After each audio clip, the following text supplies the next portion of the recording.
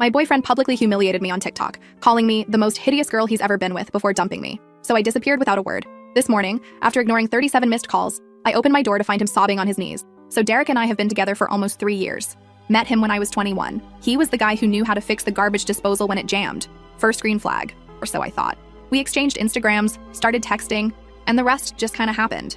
Past 3 years have been mostly good. We had our rhythm, you know? Netflix documentaries on Thursdays, his mom's for dinner every other Sunday, camping trips with his friends in the summer. He always remembered my birthday and actually listened when I talked about my day. These days, that's practically unicorn behavior. Side note, my last boyfriend before him thought emotional labor was a type of childbirth, so my bar was admittedly on the floor. Fast forward to this Tuesday. I'm scrolling on my phone during lunch, and my phone dings with a text from my friend Amara. It's just a TikTok link with "call me now" in all caps.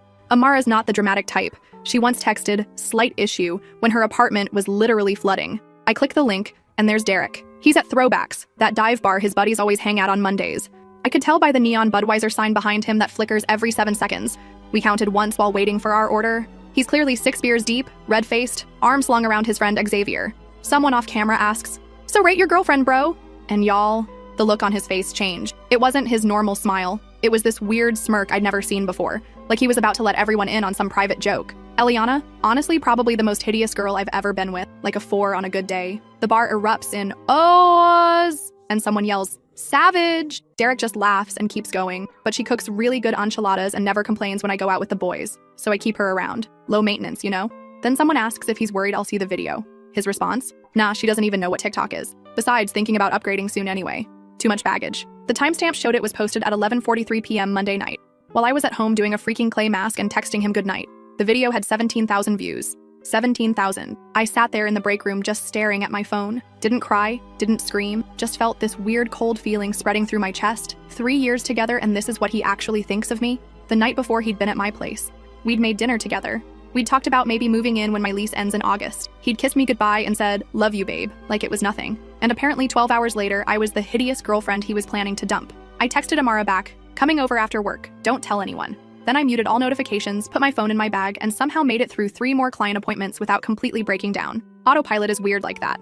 After work, I didn't go home. Went straight to Target, bought a cheap duffel bag, filled it with essentials, toothbrush, deodorant, phone charger, couple t-shirts, spent $47.16. The receipt is still in my wallet for some reason. Drove to Amara's apartment complex at 6:13 p.m. Sat in the parking lot for 20 minutes just staring at nothing, playing that video over and over in my head. I keep thinking about all the times Derek told me I looked beautiful. When I dressed up for his company Christmas party. When I was sick with the flu last winter. 3 weeks ago when we were at the beach and I was so self-conscious about wearing a bikini.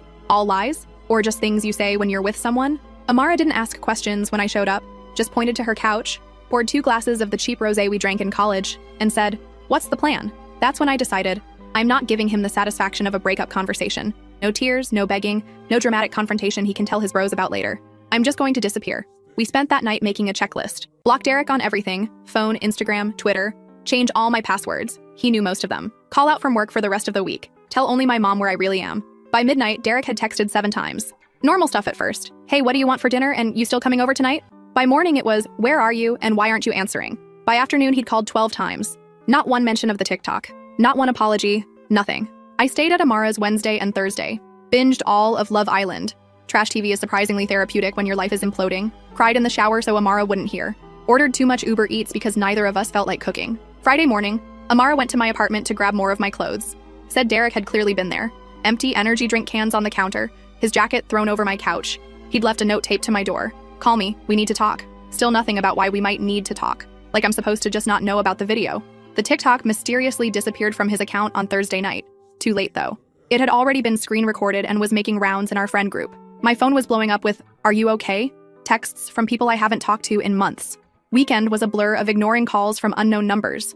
Derek using his friends' phones once he realized I'd blocked him, and jumping every time someone knocked on Amara's door. Margaret from my old community college group chat sent me screenshots of Derek's Instagram stories. Vague posts about missing someone and biggest mistake of my life, with sad song lyrics. Classic damage control. Sunday night, 26 missed calls. Monday morning, 32.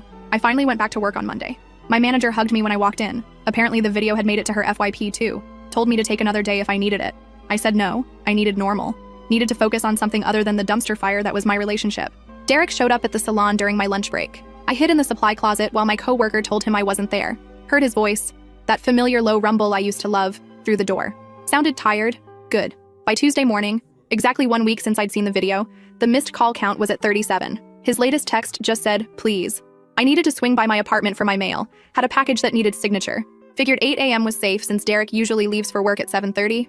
I was wrong. I unlocked my door and there he was, sitting on my welcome mat, the one he gave me that says, home is where the Wi-Fi connects automatically. He looked up when he heard my keys. Y'all, the man was a wreck. Hadn't shaved, dark circles under his eyes, wearing the same Metallica shirt he'd had on in his Instagram story from 2 days ago. When he saw me, he literally crumpled. Not in a fake dramatic way, like his body physically gave out. On his knees, tears immediately streaming, saying my name over and over.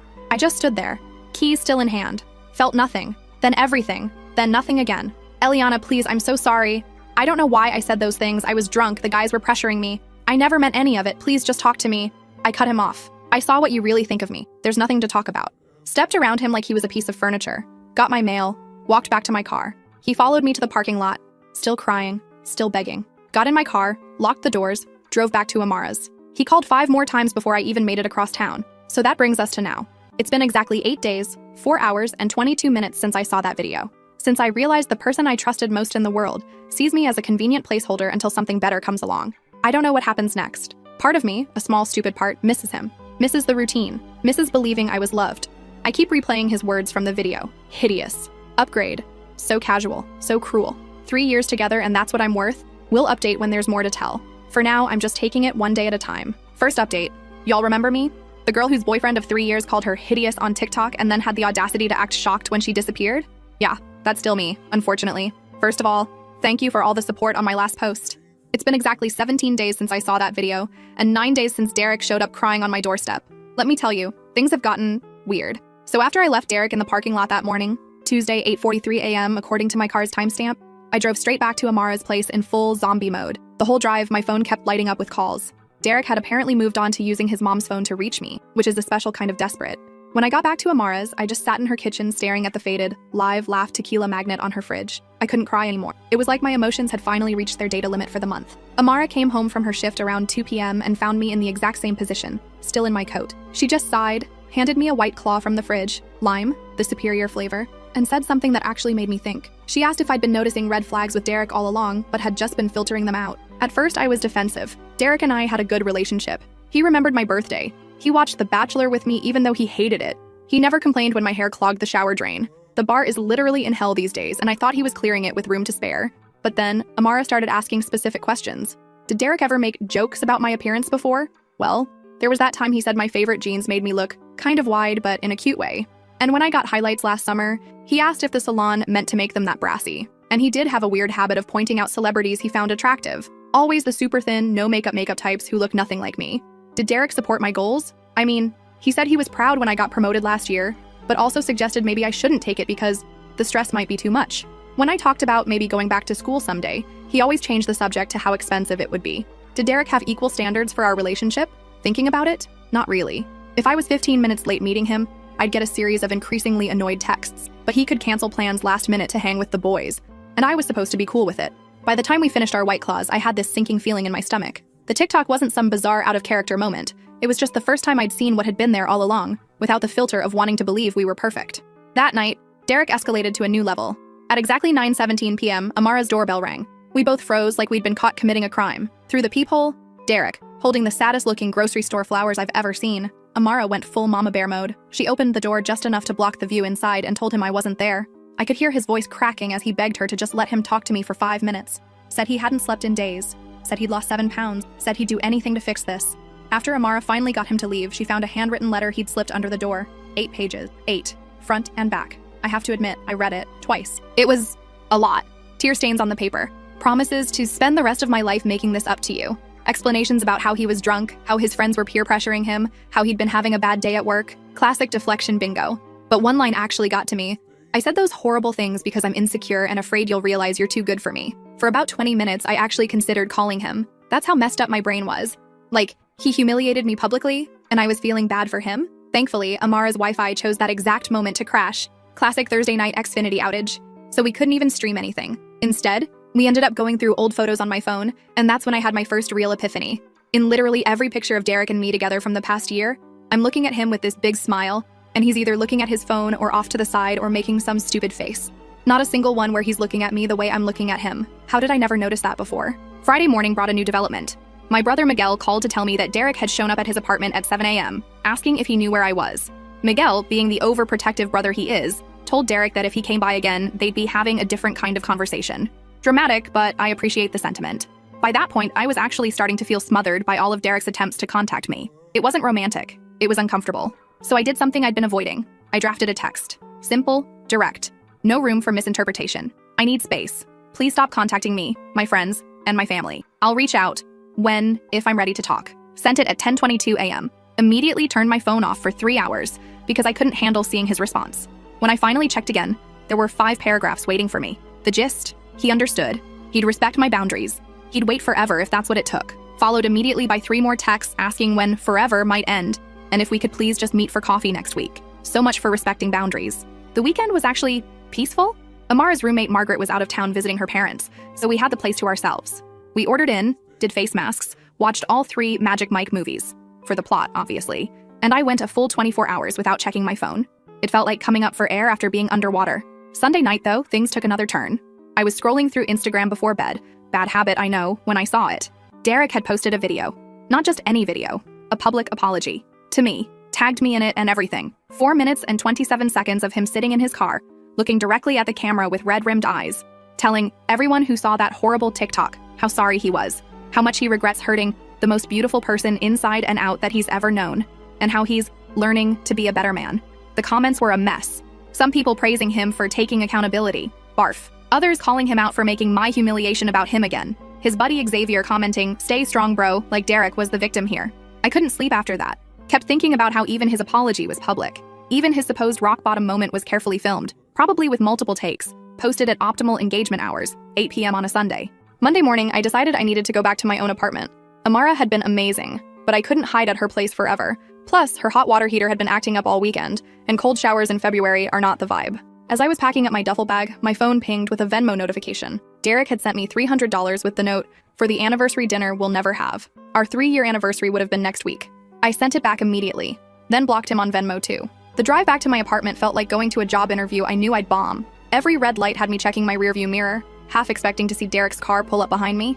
But my apartment building was Derek-free when I arrived. My neighbor, Mrs. Rogers, nodded at me in the hallway like I hadn't been gone for over 2 weeks. My plants were all dead. RIP to my supposedly impossible-to-kill snake plant. The air smelled stale and slightly like the Indian takeout I'd forgotten in the fridge. It felt both strange and familiar, like putting on jeans that don't quite fit anymore. And then I saw them, post-it notes, everywhere. On my bathroom mirror, "I miss your smile." On my fridge, "Remember our first date here?" On my TV, "Our Netflix queue misses you." On my bedside table, "I can't sleep without you." I stood there in shock, slowly realizing what had happened. Derek still had the spare key I'd given him last year. He'd been in my apartment while I was gone. My skin instantly crawled. I checked all the closets, under the bed, behind the shower curtain, half convinced he might be hiding somewhere. He wasn't, but the violation of my space felt just as creepy. I called my landlord immediately and explained the situation. He agreed to change my locks the next morning. Then I systematically went through my apartment, removing every single post-it note and ripping them into tiny pieces. Petty? Maybe. Satisfying? Absolutely. That night was my first one back in my own bed. And I won't lie, it was weird. I kept waking up expecting to feel Derek's weight on the mattress. My brain hadn't caught up to the reality that we were over. Tuesday morning, yesterday, I was making coffee when someone knocked on my door. My heart stopped for a second before I remembered Derek's key wouldn't work anymore. It wasn't Derek. It was Xavier. Xavier, who had been in that TikTok video, laughing along while Derek called me hideous. Xavier, who I'd been friends with before I even met Derek. Xavier, who had apparently come as Derek's ambassador. He looked uncomfortable, shifting from foot to foot in the hallway. Started with small talk about the weather. Seriously? Before finally getting to the point, Derek was in a really bad place and just wanted 5 minutes to explain himself. I asked Xavier if he remembered laughing in that video. He had the decency to look ashamed, said he was drunk and just going along with the guys, then hit me with this gem. He didn't mean any of it, Eliana. You know how guys talk when they're together. I don't want to be with someone who talks like that with his friends, drunk or sober. I don't want to wonder what he says about me when I'm not around. I don't want to be with someone who needs a public meltdown and a friendship intervention to realize he values me. I thanked Xavier for coming by, told him I hoped Derek would feel better soon, and closed the door. Last night, I went through my phone and unfollowed Derek on every platform we were still connected on. Took down the photos of us from my apartment walls. Packed up the hoodie he always left at my place and the Xbox controller he used when he came over. Put them in a box in my closet. Not ready to return them yet, but not wanting to see them either. Then I ordered myself dinner from that place Derek always complained was too spicy. but that I secretly loved. Ate it while watching The Last of Us, which Derek refused to watch because he doesn't like zombie shows. Used the fancy bath bomb my mom got me for Christmas that I'd been saving for a special occasion. Around midnight, my phone lit up with a text from a number I didn't recognize.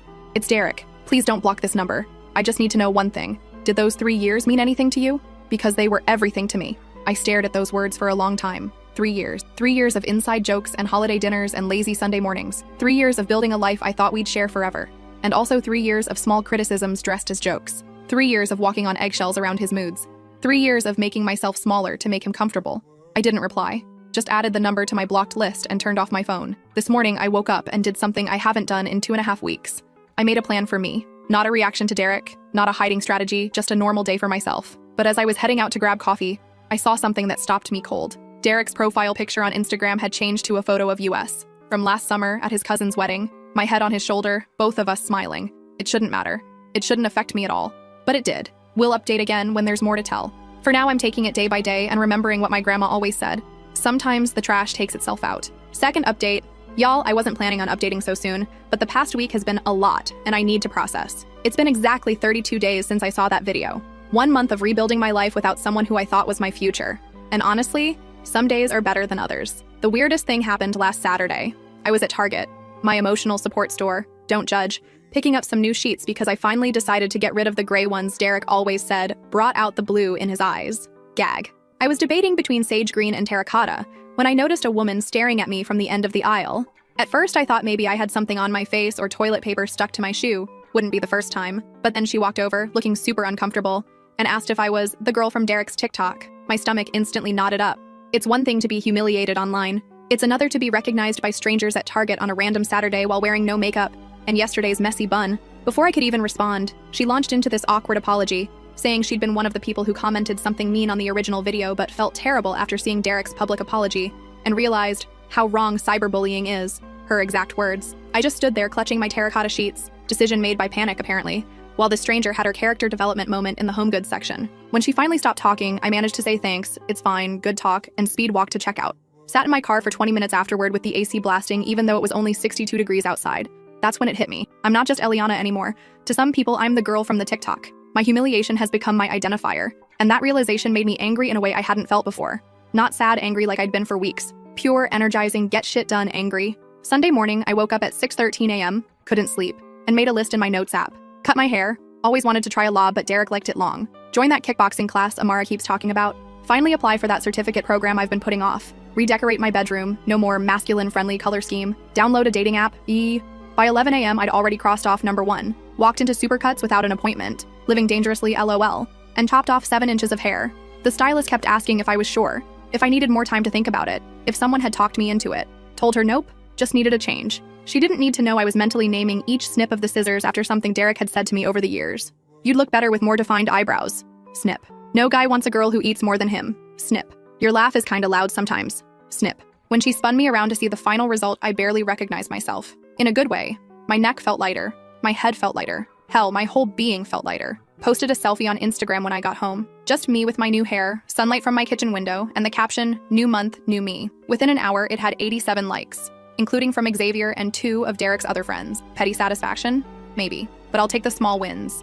Monday brought item number 2 on my list. Dragged myself to Amara's kickboxing studio at an ungodly hour, convinced I'd make a fool of myself. The instructor, Margaret, coincidentally the same name as Amara's roommate, kept us moving so fast I didn't have time to feel self-conscious. By the end, I was drenched in sweat, and my arms felt like overcooked spaghetti, but also strangely powerful. Checked my phone after class to find 3 missed calls from unknown numbers, Derek's new burner phone tactic, and 1 text from Xavier asking if we could talk sometime. Left him on red, not ready for that conversation yet. Tuesday.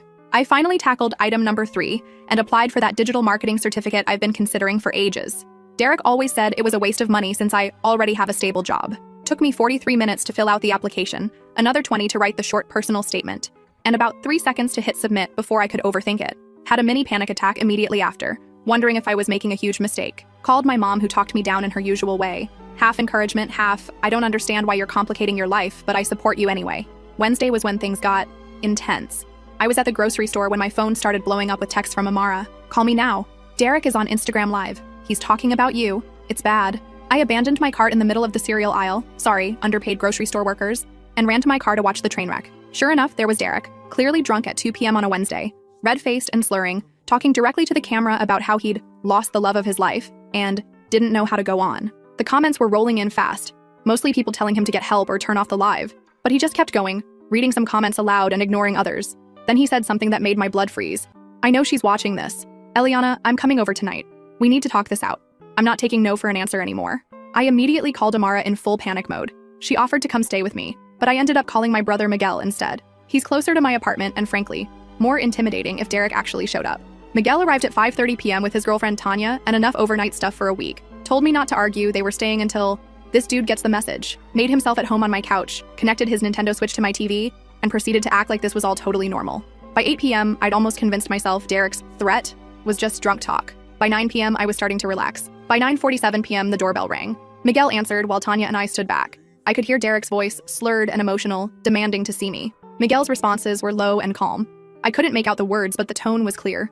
After about 5 minutes, I heard my door close. Miguel came back looking annoyed but calm, said Derek had finally left after Miguel convinced him this wasn't a good time. Understatement of the year. Also mentioned that Derek looked rough and smelled like he'd bathed in Jack Daniels. I slept terribly that night, jumping at every sound outside my window. Kept thinking about how different things were just 5 weeks ago, when I still believed Derek was the one, when I still thought I knew him. Thursday morning, I woke up to a text from a number I didn't recognize. "This is Derek's mom. I'm worried about him and don't know what to do. He won't eat, barely sleeps, lost his job yesterday for showing up drunk. I know you don't owe him anything, but please call me." Talk about emotional manipulation. She'd always done this. Treated Derek like he couldn't possibly handle consequences, swooping in to fix everything. One of many red flags I'd ignored. I showed the text to Miguel, who advised ignoring it. But something about it bothered me all day. Not guilt exactly, but a nagging feeling that this situation was spiraling beyond what I'd intended. Around 3 p.m., I decided to text her back. "I'm sorry Derek is struggling, but I'm not responsible for his choices or his healing. Please encourage him to get professional help." She responded immediately. "He made a mistake. Everyone deserves forgiveness." I didn't reply. Some mistakes change how you see a person forever. That evening, something unexpected happened. I was scrolling through TikTok, glutton for punishment, I know, when I saw a video from someone I didn't follow. It was one of those story time TikToks, and the caption made my heart stop. When your friend humiliates his girlfriend on TikTok and you finally call him out for being toxic. It was Franklin, one of Derek's longtime friends. The guy who was literally in the original video, laughing along. In the video, Franklin explained how he'd been complicit in Derek's toxic behavior for years. Not just with me, but with previous girlfriends too. How the friend group had a pattern of encouraging Derek's worst impulses. How the TikTok incident had been a wake-up call for him personally. He ended with, "Eliana, if you see this, I'm sorry. We all failed you. And Derek, man, get help. This isn't about winning her back. This is about becoming someone who would never hurt her in the first place." I watched it 7 times. Sent it to Amara, who responded with, "Holy shit," and nothing else for a full 10 minutes. Then Franklin DM'd me on Instagram. "Hey, hope that video didn't make things worse. Just couldn't stay silent anymore." No pressure to respond. I sat with that for a while. Appreciated that he didn't expect a response. Finally wrote back, "Thanks for speaking up. Better late than never." We ended up having a surprisingly honest conversation. He told me Derek had been spiraling hard since I left. Drinking daily, getting into fights, alienating friends. Said the friend group was divided between those enabling him and those trying to get him help. Franklin also confirmed something I'd suspected. This wasn't the first time Derek had spoken about me that way. Just the first time it was recorded. That hit different. Knowing it wasn't a one-time drunk mistake, but a pattern. A true reflection of how he saw me when I wasn't around. Friday, yesterday, marked exactly 1 month since I walked away. I decided to celebrate my Independence Day by tackling the final item on my list, downloading a dating app.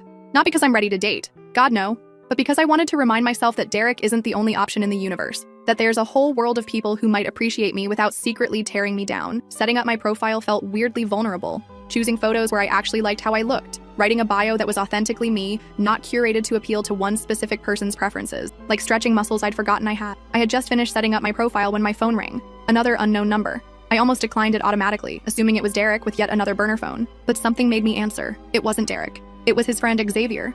Xavier sounded weird, nervous, talking too fast. Said he needed to tell me something important. Something about the original TikTok. Something that might change how I saw everything. I almost hung up. Almost told him I was done with all of it. Done with Derek. Done with his friends and their drama. But then Xavier said, "The TikTok wasn't spontaneous, Eliana. Derek planned it, and I can prove it." I'm seeing Xavier today at 2 p.m. at the Starbucks. Miguel insisted on coming with me and sitting at a nearby table. Just in case. I have no idea what Xavier wants to tell me. I'll update after I meet with Xavier. My stomach's in knots and I've changed my outfit 4 times already. Wish me luck, I guess. Edit. Just about to leave for Starbucks. Thanks for all the supportive comments. To answer the most common questions. No, I haven't unblocked Derek and don't plan to. Yes, I'm bringing my pepper spray. Thanks for the concern, LOL. And no, I don't want Derek back. I just want to understand WTF happened. Last update, y'all. I've rewritten this post 4 times now because I still can't believe everything that's happened. First, thank you to everyone who sent supportive messages after my cliffhanger last update. Sorry for leaving you hanging, but I genuinely needed time to process what Xavier showed me. Let's back up to Saturday at 2:03 p.m. I walked into Starbucks with my stomach in knots, spotted Xavier in the corner booth nervously shredding a napkin. Miguel took his position at a table near the door, looking very obvious despite his disguise of sunglasses worn indoors. Xavier looked rough, not Derek-level disaster, but definitely stressed. Dark circles under his eyes, hair unwashed, wearing the same shirt I'd seen him in at least 3 times on Instagram recently. The first 5 minutes were painfully awkward. He apologized about 17 different ways for his part in the TikTok situation. I just sipped my latte and waited for him to get to the point. Finally, he pulled out his phone. Before I show you this, you need to know I didn't find it until yesterday. I was going through some old group chats trying to find a pizza place we ordered from once, and I saw this thread that Derek started about a month before. You know, he slid his phone across the table. It was opened to a WhatsApp group chat titled Weekend Warriors, eye roll, with Derek, Xavier, Franklin, and 2 other guys. The messages were from 5 weeks before the TikTok incident. Derek, need your help with something, boys. Franklin, what's up? Derek, trying to figure out how to break up with E. Xavier, whoa, for real? Thought you guys were looking at places together? Derek, yeah, that's the problem, she's getting too serious. Plus, I met someone at the gym. I felt my face getting hot as I scrolled. Derek went on to explain that he'd been talking to, his words, a girl named Adriana for almost 3 months. But he was worried about how I'd react to a breakup since we shared so many friends and she can get emotional. Excuse me. As I kept reading, it got worse. Derek was literally asking his friends for advice on how to make me break up with him so he could look like the good guy.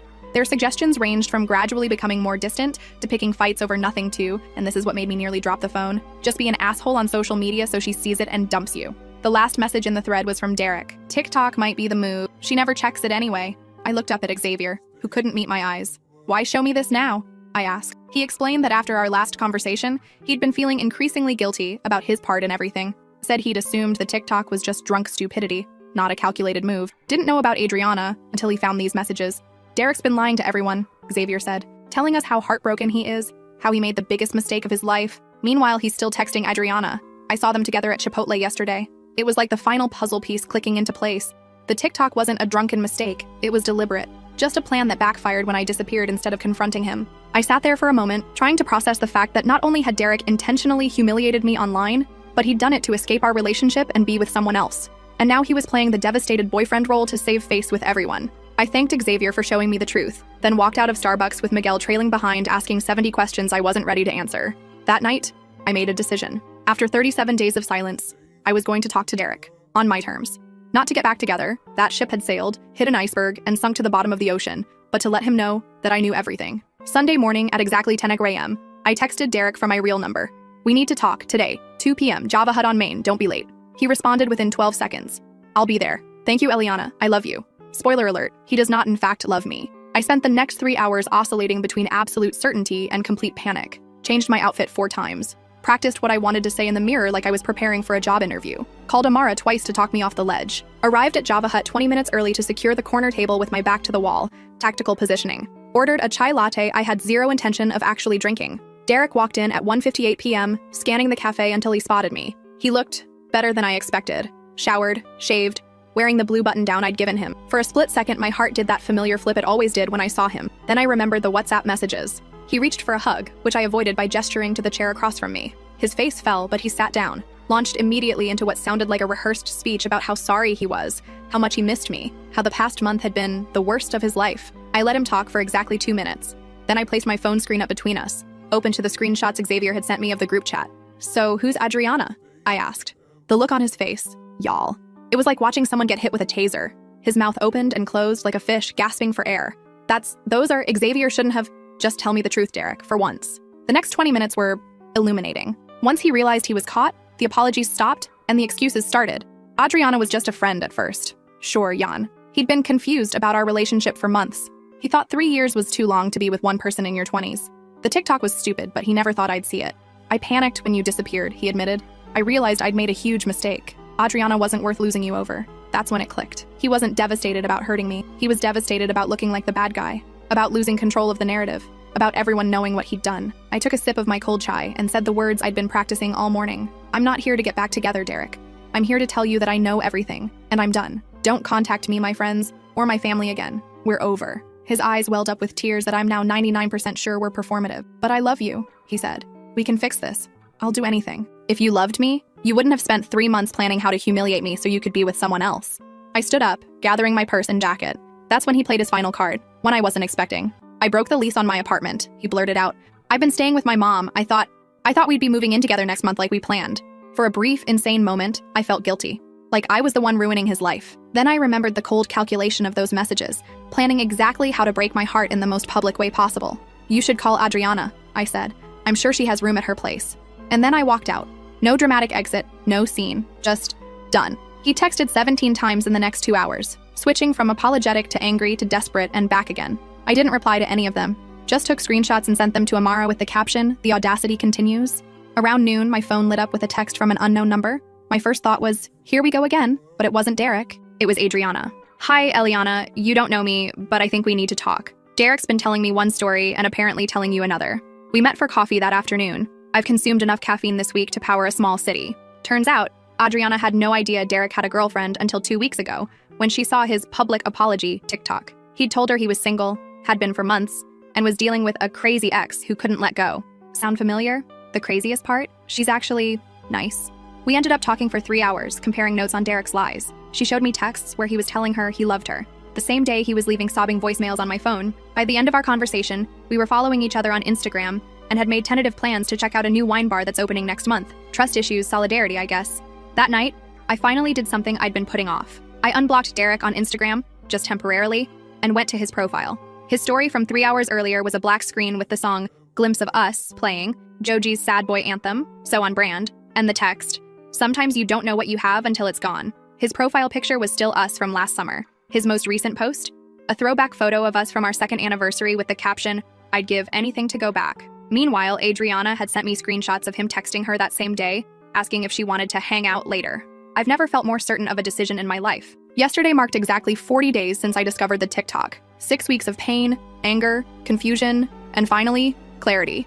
I officially blocked Derek on every platform, changed my number this morning, told my landlord under no circumstances should he ever be allowed into the building. And then I did something just for me. Remember that digital marketing certificate I applied for? I got accepted yesterday. Classes start next month, paid the deposit with money I'd been saving for the apartment Derek and I were supposed to share. Last night, Amara, Miguel, and a few other friends came over for an impromptu goodbye Derek party. We ordered pizza, drank cheap wine, and took turns reading the increasingly desperate texts he'd sent over the past weeks. Toxic, I know, but also weirdly cathartic. At one point, Miguel asked if I was sad about wasting 3 years with Derek. And the thing is, I'm not. Those years weren't a waste. They were a lesson, about red flags I'll never ignore again, about my own resilience, about the kind of relationship I actually deserve. This morning I woke up to a notification that Derek had tagged me in a new Instagram post. My finger hovered over the view button for about 3 seconds before I realized I don't care what it says. His words have no power over me anymore. Instead, I deleted the notification, made my coffee, and sat on my balcony watching the sunrise. So I guess this is officially the end of this saga, y'all. Edit. People are asking if I'm worried Derek will see this post. Honestly, part of me hopes he does. Let him read how thoroughly he failed at controlling this narrative. Let him see that his hideous ex is thriving without him. And to any other girls out there dealing with your own Dereks, you deserve better, and better exists. Trust me.